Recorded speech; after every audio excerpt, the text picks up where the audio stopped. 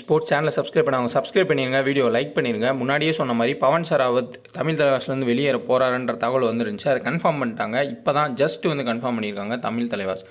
காரணம் என்னென்னா over attitude, அதே மாதிரி பிரச்சனை மேனேஜ்மெண்ட் கூட. ஆல்ரெடி தமிழ் தலைவாஸ் ஒரு டைம் எடுத்திருந்தாங்க அப்போ நம்பி எடுத்தாங்க, பட் இன்ஜுரி ஆச்சு. அதுக்கப்புறம் தெலுங்கு டைட்டன்ஸ் போனார், மீண்டும் நம்பி எடுத்தாங்க. கிட்டத்தட்ட 59.50 லட்சத்துக்கு எடுத்திருந்தாங்க. பட் ஆனால் அவரால் நினைக்க முடியல. தமிழ் தலைவாஸ்க்கு அவருக்கு செட்டே ஆகலை. அதுதான் காரணம்.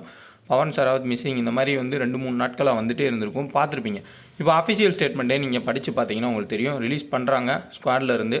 காரணம் என்னென்னா ஒழுங்கு நடவடிக்கை தான். இது இங்கிலீஷில் இருக்குது, நீங்கள் தமிழில் இப்போ பாருங்கள். ஒழுங்கு நடவடிக்கை காரணங்களால் பவன் ஷராவத்தை மீதமுள்ள சீசன் அணியிலிருந்து விடுவிக்கப்பட்டுள்ளார். இதிலே உங்களுக்கு தெரியும், பெங்களூர் புல்ஸில் அங்குஷ் ராத்தியை இதே மாதிரி தான் நீக்கினாங்க. போன சீசனில் யூ பூம்பாவில் ஒரு பிளேயரை இதே மாதிரி நீக்கியிருப்பாங்க. ஆனால் அது வேறு காரணம்னு சொன்னாங்க. பட்